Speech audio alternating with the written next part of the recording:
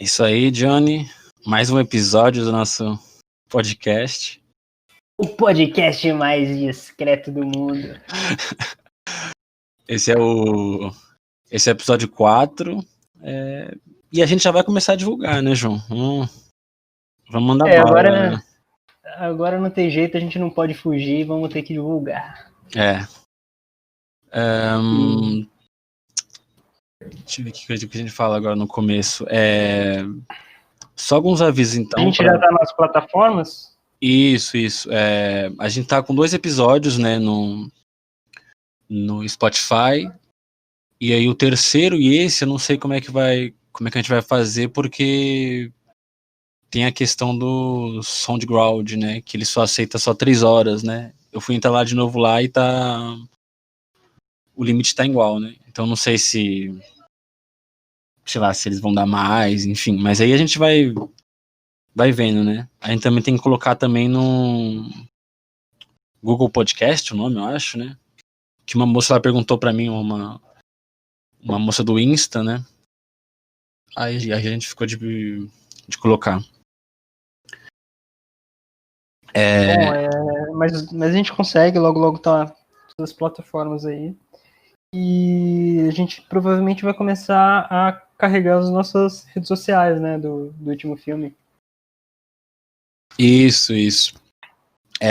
Peraí, não entendi o que você falou? Carregar, A gente vai começar a usar as redes. Ah, sim, isso mesmo. Divulgar, isso. Enfim. Criar uma conta no Insta, você diz, né? Exato. Beleza, então.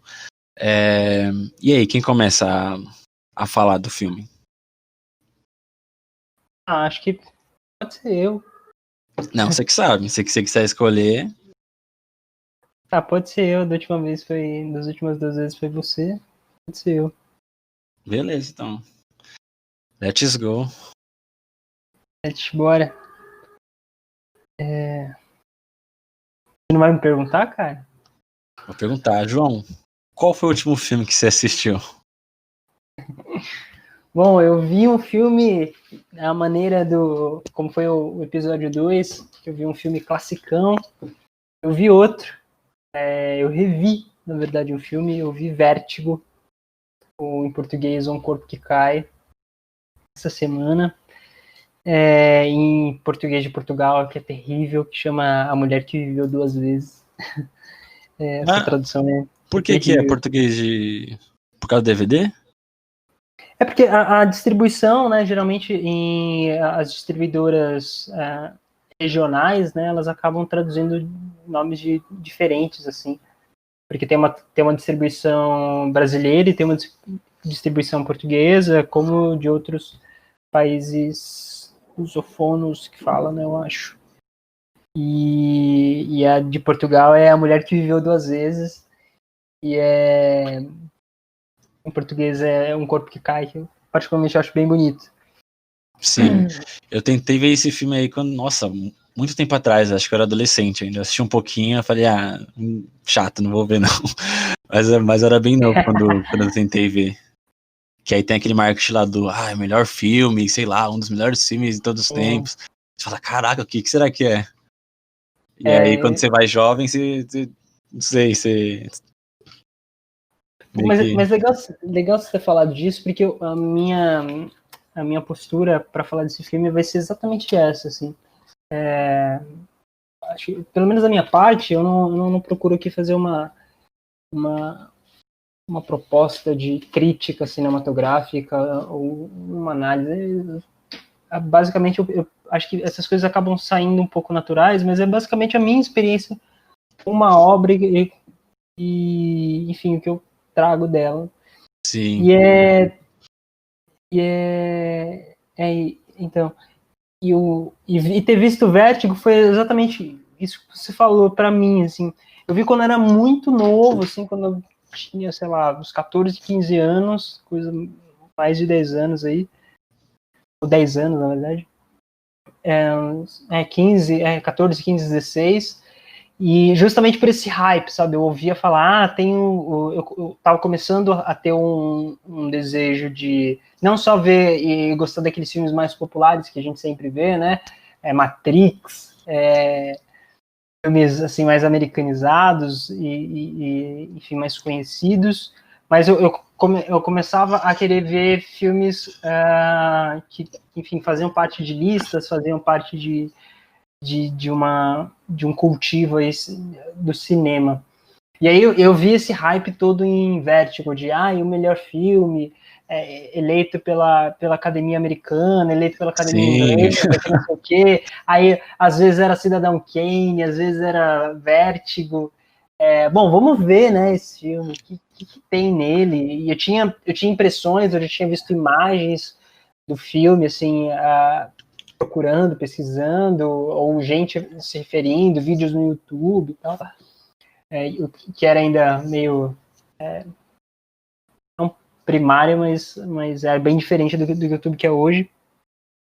E aí a minha questão é falar desses 3 pontos, né? Tem um crítico cinematográfico, um professor, um acadêmico, que eu particularmente gosto bastante, que é o professor Sérgio Riso. E eu me lembro que eu fiz um curso livre com ele, eu me lembro dele falar muito disso, né? Desses 3 pontos, né? O primeiro que é quando você nunca viu um filme e você só ouviu falar dele, né? E você tem impressões que são ou de outras pessoas, ou da parte da distribuição e da produção do filme. E depois você tem a sua experiência, uma primeira experiência com a obra.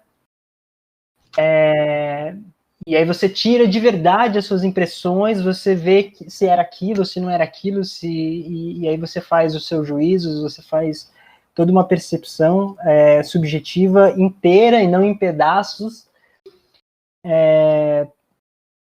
Por mais que ainda você possa chegar a alguma decisão de cartilha baseada em outra pessoa, mas você vê o filme em si.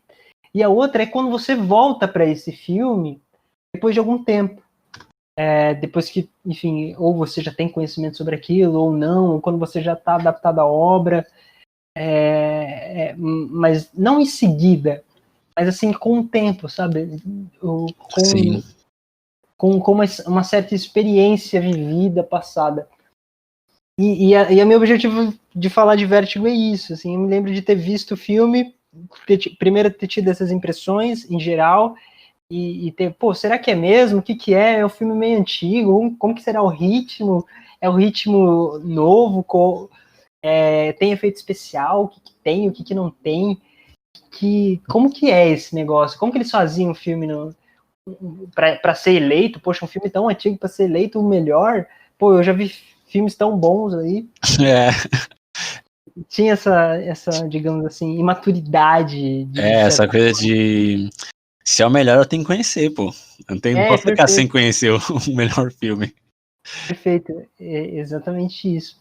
E aí eu me lembro de ter visto, e eu adorei, assim, e eu adorei por alguns motivos específicos. Eu adorei a história, eu fiquei absolutamente impressionado com o roteiro, porque o plot do filme, que é muito bom e muito importante,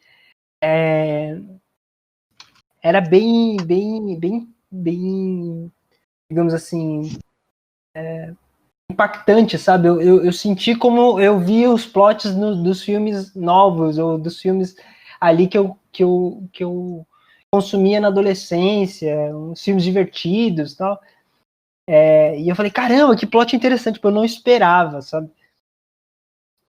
E por achar, e meio que também ter um juízo de, por exemplo, quando terminou o filme, eu lembro que eu defendi muito o personagem principal, o personagem do James Stewart. Bom, antes, deixa eu fazer um meia-culpa aqui. Eu não dei um preâmbulo do que é um filme, eu não dei não falei da sinopse. Só para a gente situar. Se localizar, né? Se localizar, fica mais fácil. Peço até desculpa por não ter feito isso antes. É isso, João. Já fui indo pro pescoço.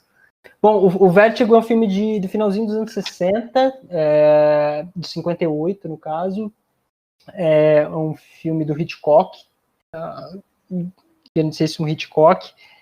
E é um filme dentro da indústria, não é um filme, digamos assim, com aspectos de independente de arte, por mais que seja um filme de arte, mas é um filme da indústria, um filme que Hitchcock encomendou, produção grande, com orçamento grande, com uma distribuição grande, apesar que naquele momento o cinema americano sofria alguns problemas aí de financeiros, né, como um todo. Foi um drama, assim, um pouco. Trilha do Bernard Herrmann, clássico, junto com os filmes do Hitchcock, a trilha absolutamente fantástica. James Stewart no papel principal, Kim Novak como musa, Barbara Bel Geddes como ali a parceira do James Stewart. Assim, elenco de peso, história de peso, produção de peso. O filme já não, né? Porque há muitos anos já os filmes já eram coloridos, mas tinha um virtuosismo técnico com as cores muito bonito. E a história basicamente é o seguinte: o filme abre com o personagem de James Stewart, que é um detetive particular, correndo atrás de algum criminoso em cima de uns terraços e telhados de prédios, assim, em meio à Califórnia, ali, se eu não me engano, na região de São Francisco. E meio de noite, assim, aí tá o James Stewart, tá um criminoso pulando de prédio em prédio, saindo correndo.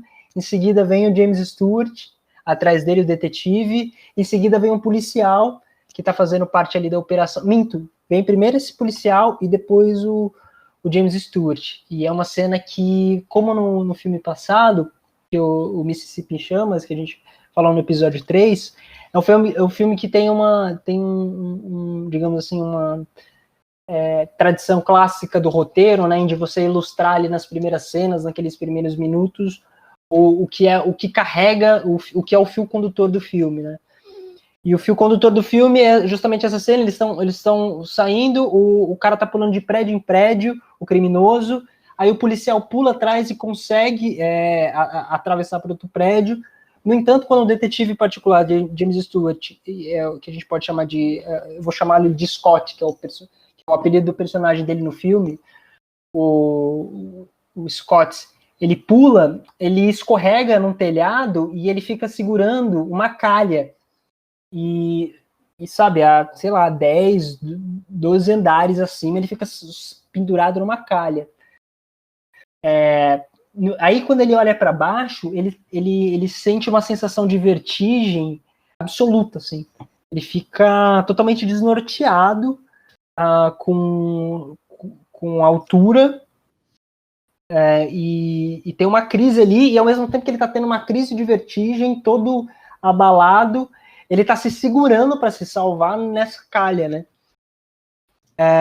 O que acontece é que o policial que conseguiu pular e foi atrás do criminoso, ele volta para ajudar o James Stewart e a sair dali, dar a mão para ele e tentar salvá-lo. E nesse pequeno momento, e isso, a abertura do filme não é um spoiler exatamente, porque é uma das coisas principais que aparece, acho, tem nem 2 minutos de filme, isso acontece.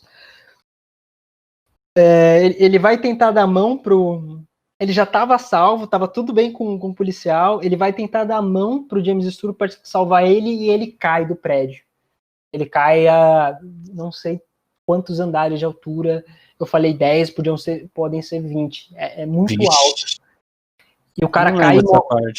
O policial cai e morre na hora. É óbvio. E o James Stewart fica ali preso, tal, e a cena corta. A gente corta pro James Stewart na casa da parceira dele, que é uma parceira mesmo, porque seria a ex-noiva dele, que é a melhor amiga dele. Ele na casa dela conversando, e ele foi... a gente entende que ele sofreu ele já tem uma certa idade, o Scott, né, o personagem principal, esse detetive, e ele foi aposentado, foi afastado e aposentado. Essa tragédia, né, do rapaz cair, e essa tragédia pessoal com ele, de ter descoberto essa sensação problema de vertigem. Esse medo dele, né? Esse medo em excesso de altura. A partir desse momento, ele fica afastado do trabalho na polícia e fica vira um aposentado, né?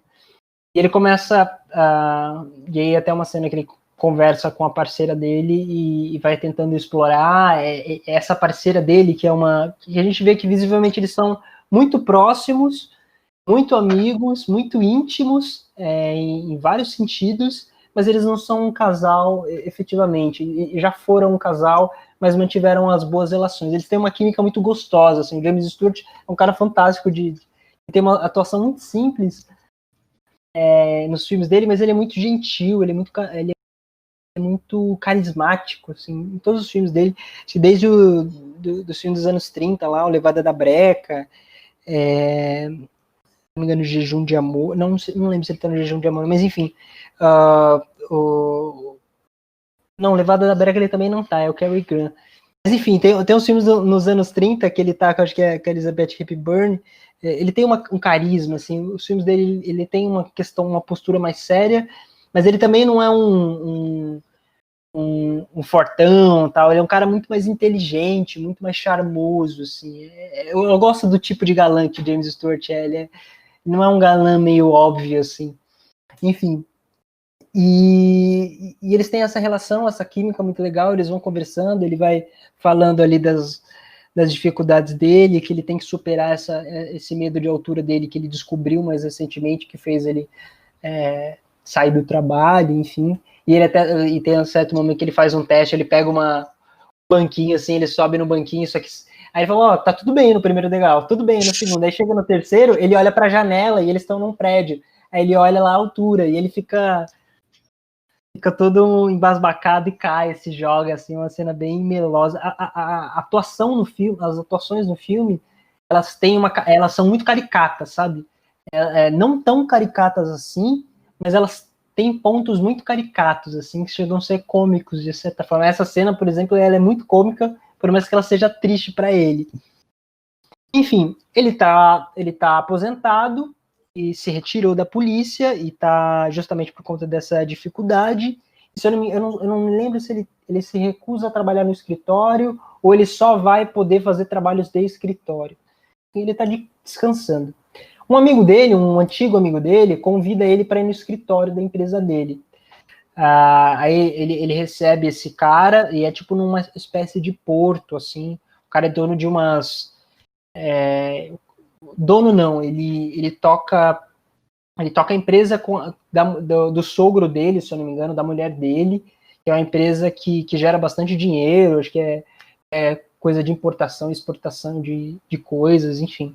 E aí ele fala para ele chama para terem uma conversa, para falar um pouco do passado, quando ele é mais novo, mas principalmente porque esse empresário ele quer tentar contratar o serviço do James, do Scott, para investigar a mulher dele. Ele fala, mas eu não faço esse tipo de trabalho, eu não faço investigação particular de se está traindo ou não está traindo, o que está acontecendo. Ele falou, não é isso. Aí ele explica assim, e aí que acontece a história. Ele explica que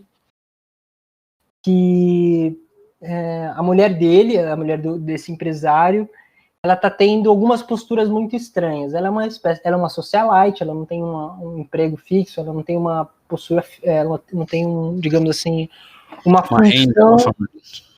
Ela é meio que a mulher do empresário, a mulher nova do empresário mais velho, sabe?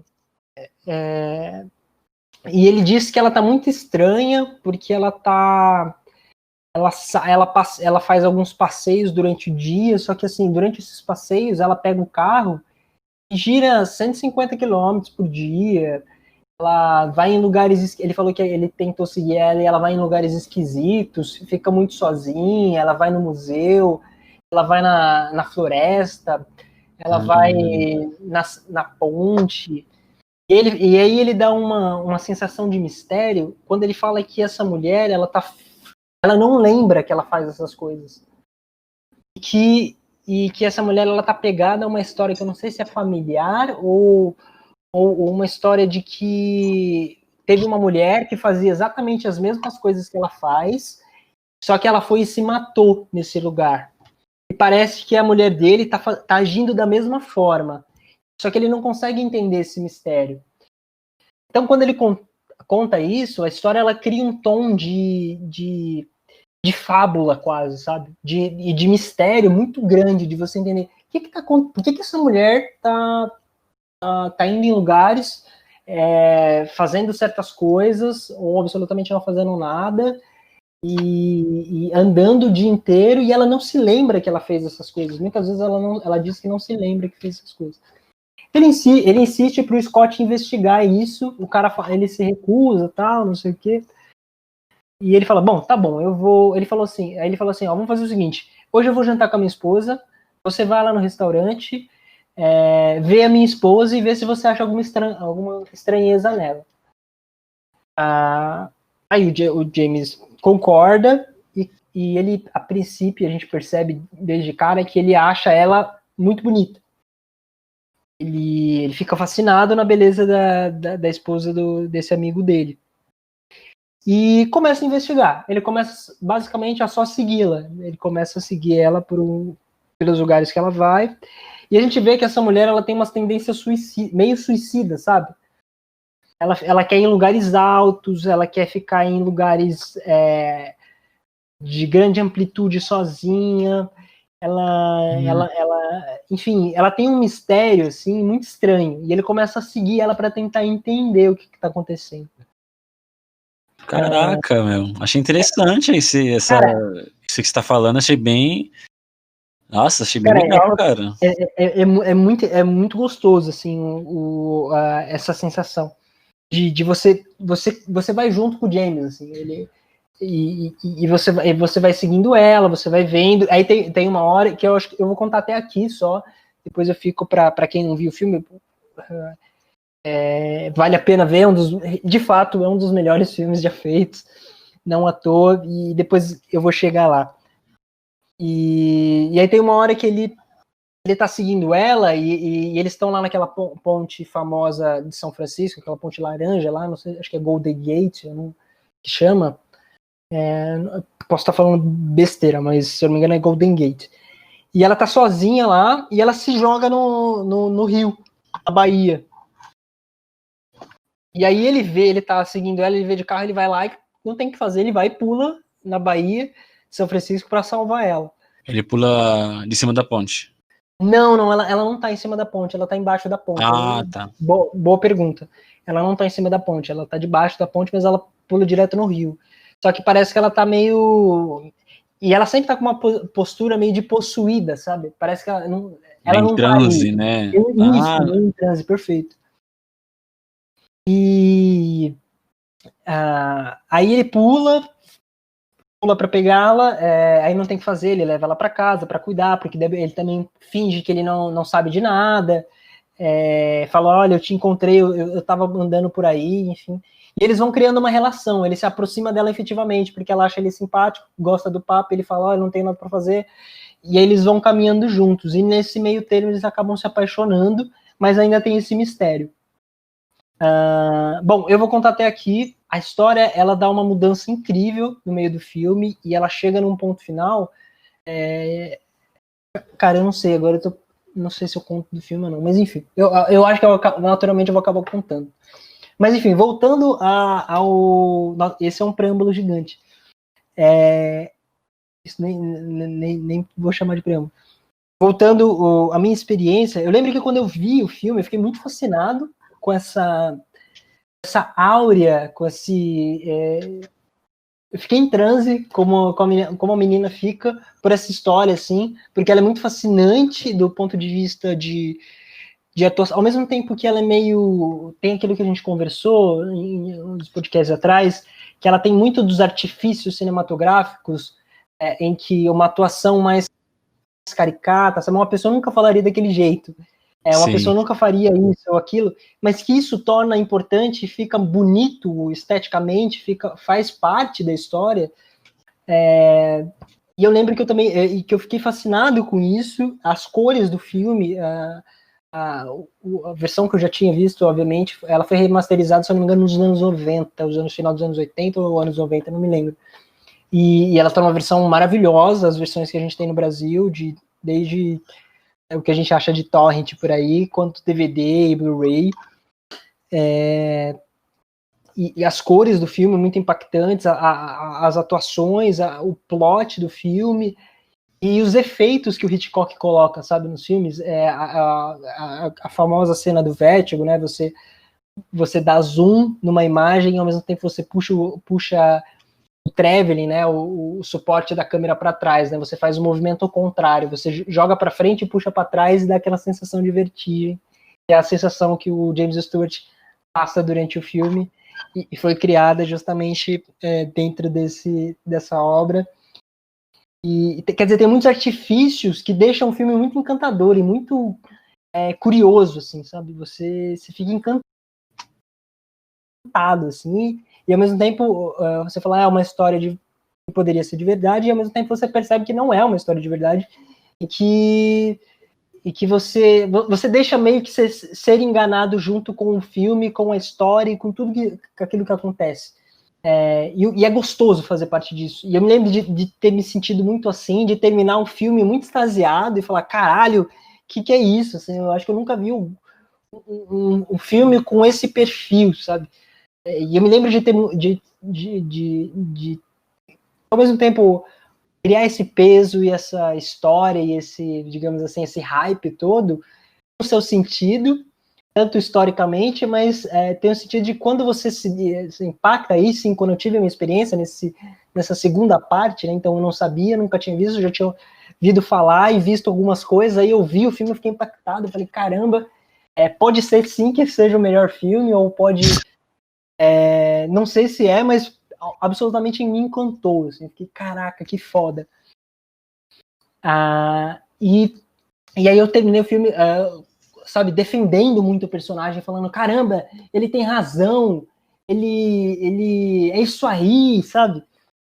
As coisas que acontecem no filme, e depois eu revi várias vezes o filme, acho que eu vi, sei lá, acho que eu não cheguei a ver 10 vezes o filme, mas eu já vi muitas e muitas vezes o filme, e eu lembro que eu apresentei esse filme, vi esse filme junto com a minha companheira, e a gente ficou fascinado, e eu lembro que quando a gente sempre tem essa sensação que às vezes a gente fica um pouco com preguiça de ver alguns filmes antigos, por mais que a gente goste e veja muito, e quando a gente vê um filme antigo, um filme fantástico, por exemplo, como é esse, a gente fica, caraca, por que eu não vi antes? Por que a gente não viu repetido, sabe? Por que a gente não reviveu de novo essa experiência? E ela abre portas para você ver outros filmes daquele período, com aquele formato, e isso vai abrindo outras portas, assim. Então, foi muito fantástico.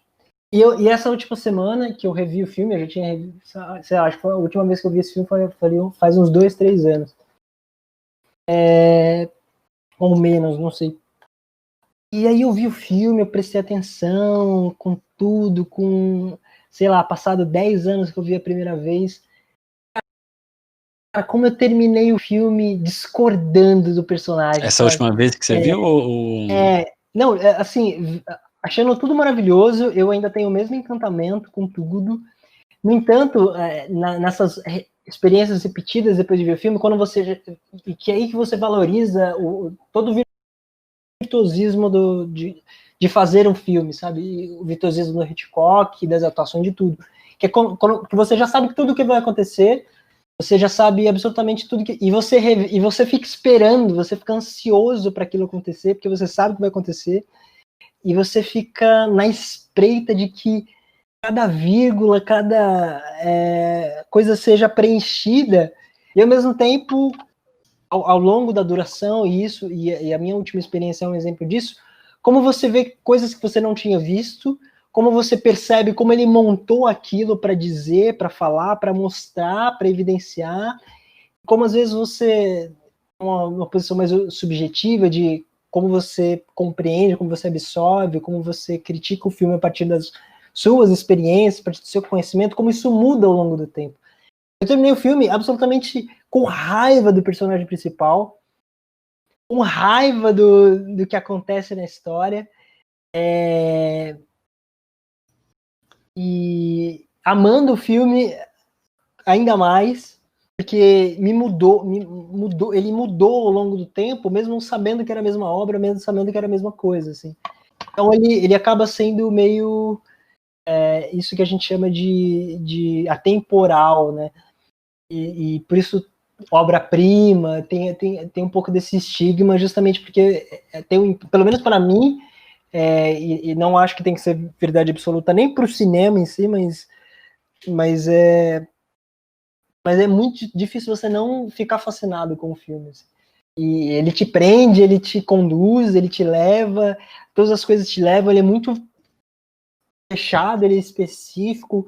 As cenas que ele grava, o Hitchcock, eu tava vendo outro dia outro filme mais recente dele, que acho que é o último filme dele, no Drama Macabra, no final dos anos. Ele ainda insiste em gravar dentro de veículos com um chroma key no fundo, sabe? Quer dizer, ele podia ter, mas não, para aquilo funcionar da maneira dele, para que aquilo tenha a precisão que ele quer, você percebe como ele cria tudo, ele conduz tudo para que aquilo funcione, sabe? E é bonito, assim, quando você também começa a ir para além do filme. Dentro do filme é maravilhoso, mas quando você começa a ir para além do filme, você fica fascinado com a obra, você fica fascinado com a arte do filme. O filme tem umas coisas que eu lembro que eu fiquei impressionado, e hoje ainda é impressionante, tem umas cenas de animação, a abertura do filme é uma mistura de animação com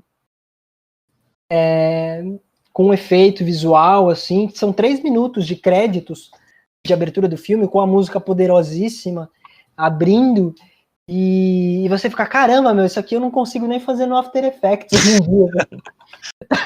Meu, vixe, esses pessoal que fazia grafismo antigamente, design, os caras eram ninja demais. Ninja, cara. E no meio do filme tem umas sacadas, assim, umas brincadeiras, tipo, você tá vendo um filme meio sério, uma cena forte, aí vem uma animação, assim, que quebra totalmente a questão do filme, mas ao mesmo tempo ela valoriza aquela cena. Nossa, nas cenas que ele começa a ficar chocado, na cena do plot principal do filme acontece isso. Em algumas outras cenas, até fica meio cômico, parecendo uma coisa meio Chaves, mas mas é absolutamente impressionante, é caricato, é engraçado, é divertido.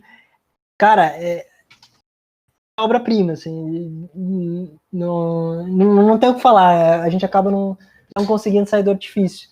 Mas para mim foi isso, assim, com o Vértigo, né? Ter visto a primeira vez aliás, antes de ver, saber as coisas, depois de ver, ter a minha impressão e ficar impressionado, depois de rever algumas vezes e ficar pronto e esperar.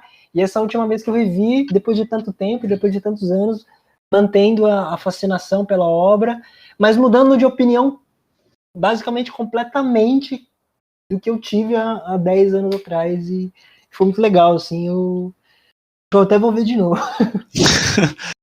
Caraca, João, gostei Cara, muito legal, muito legal.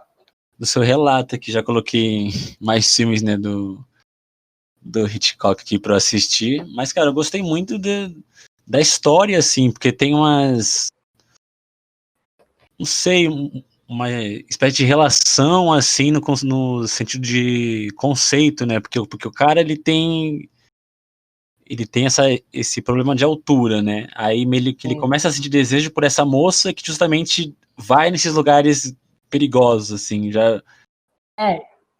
E de verdade isso faz parte de todo o filme, assim, isso faz todo sentido pro filme, e aí pra não dar spoiler, eu sugiro você ver o quanto antes pra você entender. Eu vou ver esse filme aqui, eu já botei na minha lista já. Cara, muito bom, muito bom, muito bom. Mas se tivesse me contado isso, né, em vez de ficar, melhor filme do ano tempo, me contar essa história, né, mas claramente assim, eu tinha assistido, eu acho, quando eu era mais novo. Bom, Igor, foi isso, sim, rever Vertigo foi uma experiência que vale a pena sempre, assim. E acho que isso vale com acho que praticamente toda a obra, né? Essa postura de você ter impressões, você ver o filme e rever o filme depois de um tempo. Sim, quando o professor falou isso para mim, eu fiquei muito encantado em pensar nisso. E quando eu passo por essas situações, eu lembro muito dessa fala. Sim, essa questão que você comentou de rever, né? Eu vou vou começar a rever uns filmes, né, que eu tenho uma lista aqui que é os meus filmes favoritos, né? Que eu, tipo assim, eu fui colocando essa lista desde, sei lá, 2013, assim, e fui colocando meio que sem pensar, sabe? Eu vi um filme e colocava lá, né? Aí eu vou começar a rever aqui esses filmes dessa lista, né, enfim, para ter essa sensação que você comentou, né, de meio que descobrir o filme de novo, né? Porque você vê um filme numa época, aí você revê, sei lá, vira outra coisa. Perfeito. Mas e aí, Igor? Qual foi o seu último filme? Então, o último filme que eu assisti foi o Masculino e Feminino, do Godard. Masculhão, feminão. Como é que pronuncia? Tá certo mesmo? Eu acho que é masculhão, feminão. Mas eu Sim. não tenho certeza, não. Então, Masculino e Só pra ficar Feminino. bonito. Oi? É só pra ficar bonito no áudio. Cara, eu sou péssimo em pronúncia, tipo, inglês e francês, sou péssimo em pronúncia. Então vamos lá, vamos falar do filme, né? Masculino e Feminino, ele é um filme de 66, né? Dirigido pelo Godard. E assim, geralmente a gente vem aqui e conta a história do filme e tal, conta o enredo. Só que nesse filme eu não sei se vale tanto a pena, né? Contar, tipo assim, o enredo, porque meio que a proposta ela vai meio que para outro caminho, né? Eu acho que vale a pena falar dos personagens, né? Porque é mais ou menos daí que vai partir as ideias do filme, né? O personagem principal, né? Ele é interpretado pelo Pierre, como é que você sabe pronunciar? Jean-Pierre Léaud. Isso. Não Léaud, é Léaud, né? Léaud é água. Sim, então o protagonista é Paul, o nome dele, né? E é interpretado por esse ator. E esse personagem dele, ele meio que é um cara ali que, sabe, pode dizer que ele é meio que um ativista ali, né? Pelo que ele conta da história dele, ele estava no exército, ele saiu e ele tem meio que um pensamento crítico, assim, bem rígido, assim, né? Sobre, enfim, sobre política na França, sobre questões ativistas, assim. O filme todo ele traz essa ideologia dele, né? Assim, no geral, esse filme, né? A interpretação que eu tenho dele é que ele é um filme com uma série de experimentações audiovisuais, sabe, que o Godard faz. Então, a intenção dele aqui não é contar necessariamente uma história que tem um início, aí tem um clímax, aí tem, né, toda essa estrutura, né, dramática que geralmente os filmes têm, né. Aqui ele está mais preocupado em compor essas experiências, né, audiovisuais, mais como se fosse um poema, né. Se o filme fosse um grande poema, que ele fosse ali brincando, né, com os elementos, né. Perfeito. Então, assim, o Godard, ele nesse filme, ele trabalha cada elemento, assim, né, dentro do cinema, de uma forma poética, né. Então, o filme, ele já na abertura você percebe isso, que ele começa meio que uma brincadeira com os títulos, né, com o nome do filme, com os tiros, então essa coisa da forma como você coloca a palavra, e aí então e essas como é que é o nome que fala? Cartaz, como é que é o nome? Letreiros? Essas cartelas, né, elas vão aparecendo no filme constantemente, né, e assim, as frases que aparecem são completamente poéticas, assim, sabe, não tem É Godard. assim, então, ele coloca algumas frases ali que é tipo assim, poema, então, ele brinca, né, com essa questão das palavras, né, e aí você tem esse nível, aí você tem a questão da montagem, que enfim, você tem uma cena, então, sei lá, corta para letreiro, corta para outra cena que talvez não tenha tanta relação com a cena anterior, né, tanto na questão das atuações, né, da composição da cena. Por exemplo, você tem uma cena que, sei lá, tem pessoas falando na cozinha e aí de repente um cara começa a recitar um poema, né? Você pensa, caraca, uma pessoa não ia fazer isso meio que numa conversa normal, né?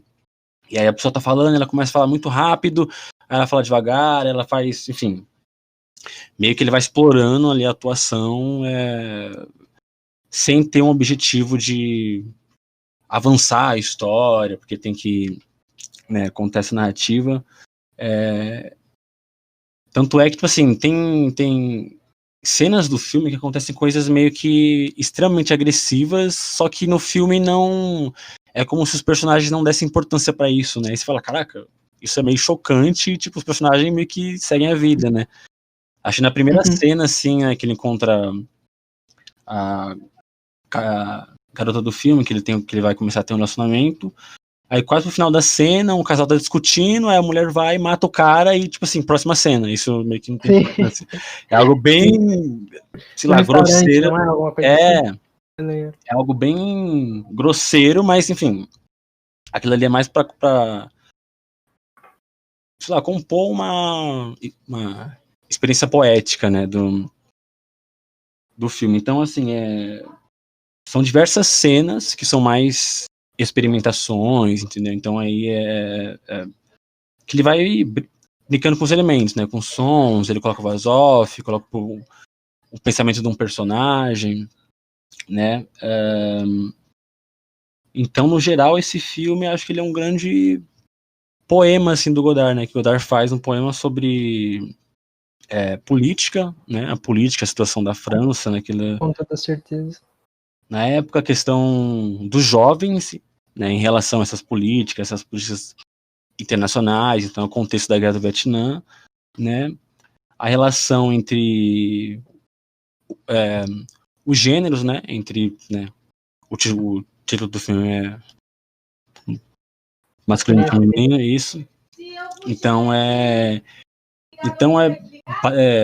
basicamente um poema. E também não pode confundir, né? Com essa questão de ser talvez meio que um ensaio, né? No sentido de ele estar tentando meio que argumentar alguma coisa, né? Porque ele não tá tentando argumentar, tipo assim, te provar, te passar uma ideia para te convencer, porque se você for a partir dessa perspectiva, né, tem coisas no filme ali que você olha, caraca, o cara tá tentando defender isso, né? Por exemplo, né, na questão de gênero, né, entre os personagens, tem muitas atitudes, né, que os personagens masculinos têm em relação às mulheres que é muito esquisitas, são muito agressivas, né? E aí, se você for pela via do ensaio, como o cara tá tentando provar alguma coisa, assim, você fala, cara, o cara tá querendo passar essa ideia, tipo, que isso é normal e tal, né? Mas aí, se você for mais pela essa questão da experimentação, né? Que é uma coisa ali que talvez o Godard nem esteja querendo ele mesmo definir, né? O que é, não, tipo assim, é isso, eu planejei que é precisamente, né, que essa cena vai ter esse significado, as pessoas têm que vir aqui interpretar e encontrar o significado. Eu acho que é uma coisa mais que ele mesmo tá quase que brincando, assim, né, com o filme. Tanto é que eu tava dando uma pesquisada, eu vi uma entrevista do Glauber Rocha, né, que ele tava falando do filme dele da Idade da Terra, né. Aí, basicamente, o que ele comenta lá poderia resumir o filme, assim, que ele fala, não, porque o que eu tô fazendo é um poema, é uma experiência audiovisual, tô brincando aqui com a questão da imagem e do som, e aí saiu nisso, né? Não tem aqui alguma coisa para você interpretar e ver, normalmente como a gente encontra nos filmes, né? Então, acho que é um filme bem interessante, assim, para quem também curte, tem, né, pretensão de fazer cinema, essas coisas, porque aquele, enfim, bagunça tudo, né? Desconstrói os elementos que normalmente a pessoa faz um filme, né? E cria um filme bem diferente, bem maluco, assim, por assim dizer. Então é um filme bem interessante, assim, do Godard. Essa fase do Godard, ele tem alguns filmes. A carreira dele inteira, né? Mas alguns filmes, principalmente aí nos anos 60, ele dialoga muito bem com o que acontece em 68, né? Depois. Sim, As questões políticas, né? sim, uma coisa interessante, né, que eu tava vendo esse filme assim, o último filme dele que eu vi foi o Alphaville, né? E meio que o Alphaville, ele tem um pouco essa pegada. Só que como o Alphaville, ele, em teoria, é um filme de ficção científica, você meio que aceita, tipo assim, as pessoas se comportam assim porque isso é outro mundo, né? É um mundo... Né? Porque tem essa questão também, o personagem vai, mata uma pessoa, e aí isso não tem uma importância, e aí tem um jeito que o personagem se relacionam, que é bem... não é necessariamente artificial, mas é muito fora da realidade, né? O jeito que os personagens se relacionam, né? E aí nesse filme do Alphaville eu meio que não me chamou tanta atenção porque eu considerei que era outro mundo, né? Aí nesse filme, né, aí você sente se acha estranho, porque em teoria você pensa, não, isso é o mundo real e tal, aí ele vai meio que bagunçando, assim, a sua impressão do que você acha do filme. E, cara, uma coisa que eu acho muito legal, e esse é um exemplo muito claro nos filmes do Godard, principalmente durante esse período, é justamente essa representação de juventude, né? Se a gente, óbvio, eu sou uma pessoa que não gosta de fazer isso, mas é inevitável você pensar em, poxa, como você consegue utilizar o cinema como espaço de experimentação, como espaço poético, como espaço político, principalmente para ele, acho que tudo envolve isso para ele, para você falar sobre a juventude, para você falar, definir ou não definir coisas, provocar e não provocar, ser provocado, se autocriticar, criticar, fazer experimentações, utilizar tudo isso integrado, né, ao dentro do filme, e hoje é algo que a gente vê em filmes sobre juventude, se tem um olhar muito, digamos assim, artificial, né? Sim, sim, é mais sobre os perigos da juventude, né? Aí pega, enfim, pega a situação, sei lá, AIDS, gravidez, e não sei o que lá, e como jovens tem que tomar cuidado para não... o filme por temática, né? Você não entra, você não participa, você fala do negócio, vamos usar o cara de 25 anos e a menina de 22 aqui para fazer os adolescentes.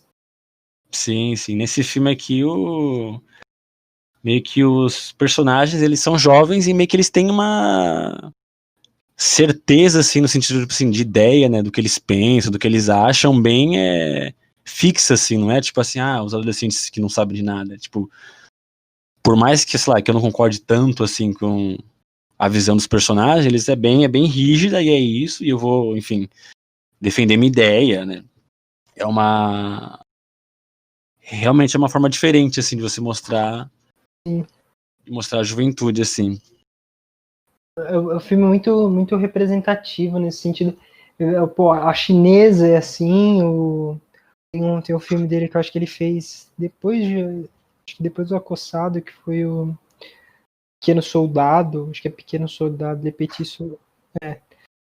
E que é muito assim, é muito provocativo, tem essas experimentações, desde do Acossado já tem essas experimentações, os cortes, né, essa modernidade, essa experimentação, né? Mas o Godard, para fazer isso, é uma proeza incrível, assim, como ao mesmo tempo fica muito bonito, ao mesmo tempo fica muito provocativo, enigmático, a atuação combina, fica uma coisa, às vezes, as caras e bocas que o personagem do Jean-Pierre faz nos filmes é sempre muito engraçado. Sim, ele é bem... Cara, eu acho meio mimado, assim, acho que a maioria dos filmes que eu vi dele, ele é meio mimado, assim, meio infantil. Ele é. Ao mesmo tempo que não, ele é. Eu sempre olho e falo, caraca, que cara, não sei, cara chato. Desajustado, né? Desajustado, total. Sim, ele é meio que, sei lá, que um Woody Allen, não sei, mais jovem, assim, saca? Porque ele também é cheio de questionamento, de ficar fazendo confusão no copo d'água, tipo, às vezes a coisa é simples e ele sempre complica. Complica, coloca alguma questão. Na trilogia lá do Antoine Doinel, lá, nos 3 filmes, né, os principais, mas também nos outros, nos curtas, é muito isso também. É um maluco, bagunçado, meio mimado, todo mundo passa a mão na cabeça dele, ele vai indo, aí opiniões meio esquisitas. Né? muito engraçado. E é vivo. Pô, eu gosto bastante de masculino e feminino. Bem legal, acho que eu vou até rever. Cara, eu achei interessante, sim, toda essa questão, né, dessas experiências que ele faz, assim. Eu acho que eu só não curto tanto, assim, como posso dizer, não é o conteúdo, na verdade, né, que, por exemplo, ele fala sobre esses temas que eu citei, né, e meio que ele dá uma... Não tem como dizer que é a opinião do Godard, né, que é o que ele pensa, né, mas as mensagens que eu recebo do filme meio que, sei lá, não curto tanto, né, porque assim, eu olho essa rebeldia, né, do protagonista, o cara que mora na França, tal, e querendo ou não, ele não é uma pessoa tão não tão, como é que é a palavra? Você tem um privilegiado, você tem uma pessoa desprivilegiada, assim que falam? Não sei, é desfavorecida. Isso. Então eu olho e falo, caraca, ele é muito mimado, assim, ele é muito afirmativo nas opiniões dele, né? Meio que inflexível, né? Aí eu tava dando uma olhada, né, em algumas coisas do Godard, né?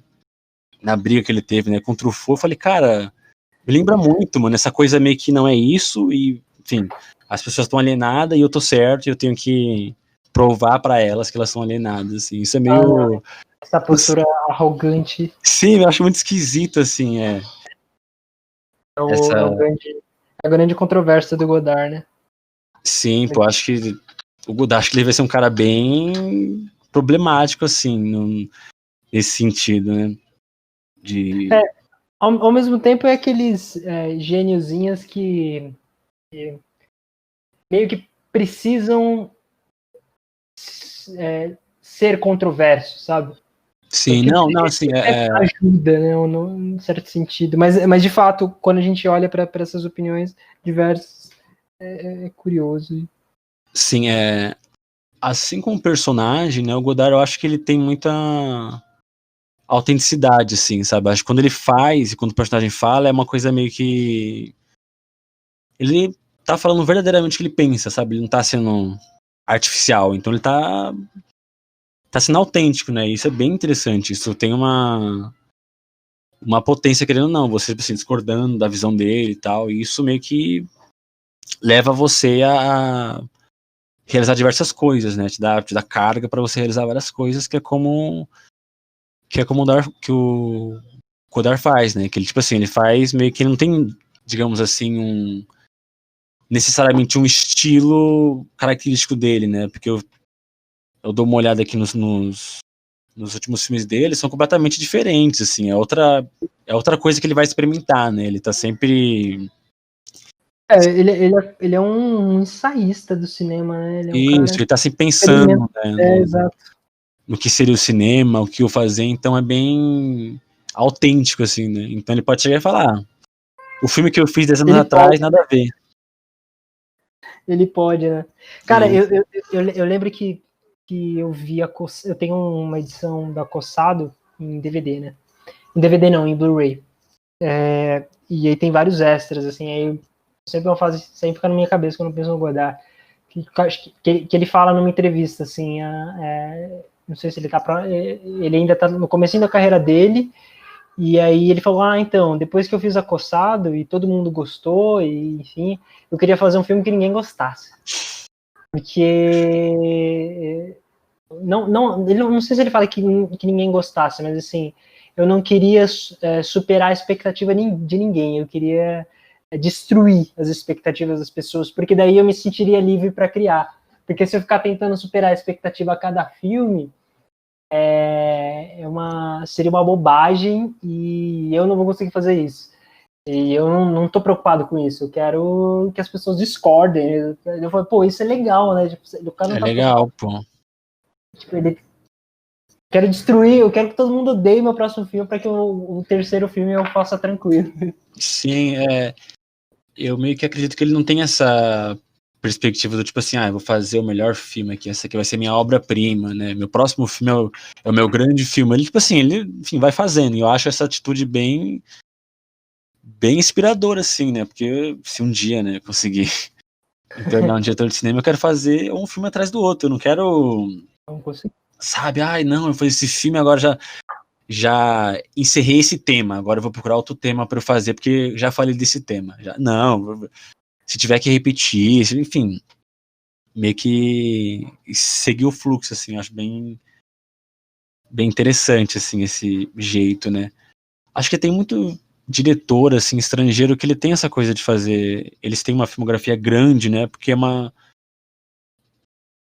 acho que tem uma questão de uma ideia de um cinema local, né, que eu tô fazendo aqui por meu país, para minha cidade, né, e as pessoas daqui que vão comentar, não é tipo, não vou fazer um filme grandioso mundialmente, que aí todo mundo vai ver, e aí eu tenho que preparar para fazer um filme grandioso, porque aí todo mundo vai ver no mundo também, é uma coisa mais pequena, assim, né. Sim. E aí também, consequentemente, mais, sei lá, que tenta trazer inovações, assim. Você acaba tendo um espaço livre para trabalhar, né? Você ganha uma liberdade. Imagina, esse exemplo é ótimo. O diretor, pensa no contraste, um diretor americano, só faço filme com 100 milhões de orçamento, o cara tem que sempre estar incrível, atender as expectativas de mercado, de tudo, não sei o que. Sim. E esse filme, cara, vendo assim, ele não é um filme caro de se fazer, cara. Não é, porque imagina assim, imagina que você tem uns amigos atores, você fala assim, vai fazer o filme tal, pega umas locações públicas e já era, não tem tanta... Mas é o tipo de filme que quem faz é aluno da FAAP, né? Não faz tão bem assim, mas... É a patota que tem acesso ali aos atores, enfim, ao o pessoal da ECA, que tem ali os lugares garantidos, conversa, um networking com as pessoas e consegue fazer uns filmes assim. Mas não sei se tem talentos tanto assim dentro desses lugares. Assim, esses filmes experimentais, por mais difícil que às vezes seja ver eles, assim, eu acho que eles trazem uma grande liberdade, assim, pra pessoa que tá começando, né? Porque você desconstruir o filme, sabe, dá a possibilidade de você fazer um filme possível, né? Tanto é, por exemplo, eu não tenho questão de câmera, né? Eu pego uma câmera que não precisa ter uma imagem perfeita, porque não é sobre ter uma imagem super bonita, ou enfim, não tenho equipamento para fazer movimentação. Pô, eu faço tremido mesmo, né? Sim. Eu acho interessante isso, assim, de achar soluções criativas para fazer um filme que só é possível se ele for todo bagunçado, entre aspas, né? Porque se você for fazer um filme com uma história clássica, tudo isso, você precisa de um dinheiro, um planejamento, enfim, que muitas das vezes atrapalha, né? Que nem se falou, que ele tem que corresponder a expectativas, e aí você não consegue ser tão livre, né? Você fica preso com um orçamento menor, mas você fica livre para fazer o que você quiser, né? O que você tiver vontade ali. E isso é fundamental, né? Você consegue integrar uma liberdade artística à sua produção, né? Você fazer uma produção que caiba toda essa linguagem. Perfeito, perfeito. Sim, sim. De certa forma, o que você falou, tem um alcance criativo muito maior. Então, assim, sobre esse filme do Godard, assim, é que eu tenho pra falar, mais ou menos. Eu acho que eu teria que ver de novo, assim, o filme pra pegar mais coisas, né? Pra pegar mais impressões, assim. Mas, no geral, foi isso, assim. Cara, legal, hein? Sempre que eu vi masculino e feminino. Não faz tanto tempo assim, mas já faz um tempo, vou revê-lo. É. Gostei bastante. Bom, o que você ia falar? É isso? Cara, Eu acho que é isso, eu queria ter dado uma pesquisada maior, né, no filme, pra questão de contexto e tal, pra falar um pouco mais, mas é isso. Ah, legal, legal. Às vezes a gente acha que sem pauta dá pra fazer, às vezes a gente acha que com pauta dá pra fazer, às vezes nunca sai do jeito que a gente espera. É. Mas o importante é fazer, então vamos continuar fazendo. Espero que você aí que esteja escutando, esteja gostando, e a gente vai continuar trazendo esses podcasts semanalmente. Esse é o 4º episódio, a partir desse a gente vai começar a divulgar. E é isso, siga a gente aí nas redes que a gente vai criar, se inscreva aí no podcast. Sim, pô, inscreva no canal pra gente crescer. Comenta, sei lá, o que você achou, se você discordou, enfim, sua impressão. Acho que o comentário ele estimula bastante, né? Quando vê que o pessoal tá acompanhando essas coisas. Exato. Manda um e-mail aí que se vocês quiserem vir participar da plateia. Não, mentira, sacanagem. A gente não chegou nesse ponto. E se continuar dando certo, a gente quer ver se a gente passa para uma modalidade ao vivo aí. Sim, acho que seria mais interessante até, assim, pra, enfim, responder perguntas, essas coisas, ver o que a galera tá achando, tá pensando. Perfeito, perfeito. A gente vai tentar fazer com que esse seja um espaço, à medida do possível, interativo. É isso, eu vou assistir Vértigo, do Hitchcock, de 58. E eu assisti Masculino e Feminino, do Godard, de 66. Show.